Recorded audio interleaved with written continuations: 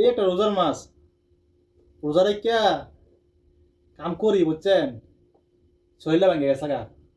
তা আজকে আমি মুদিরে কইলাম, ভাই রোজা রেখা চেহারা নষ্ট হয়ে গেছে গা, বালা বুড়া কিছু খাইতে হইব, ওরে মাংস বা খাসি মাংস কিনে আইন আইনা দিছে ভাই কতলা, কি জানেন নেই, খাসির পায়া, নলি নলি, কয় নলিগুলো খাইতে খুব মজা। আমি বললাম ভাই খাইতে যতটা মজা, তুই কাটবো কাটা, কাটা আর কাটবো, তুই কাটবি, আমি কেটে বুঝি কথা কইলেন, কয় তুই কোন খাইবি, তোর আইনা দিলাম। আমি কি জান ভাই, কইছি যে তুই আইনা দিছেন কি আর করার, প্রেসার কুকারে ফালালে সব ঠিক হয়ে যাইব।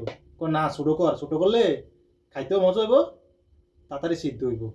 কি আর করাম ভাই, কাটতেছি পয়সা পয়সা, আধা ঘন্টা ধরে কাটতে আছি, আমার আর হুশ নাই। খাওয়াও কষ্ট আছে বুঝছেন, খানা বালাপুরা খাইতে গেলেও কষ্ট করতে হয়।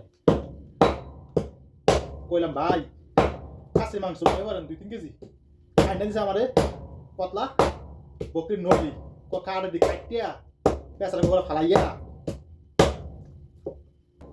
সুন্দর করে রান্না করবি, 3 বাজে খাইয়ে একটা ঘুম দেম। নাকি ভাই খাওয়া তো বড় কথা না, এই কাটতে তো আমার 1 ঘন্টা সময় দেবো,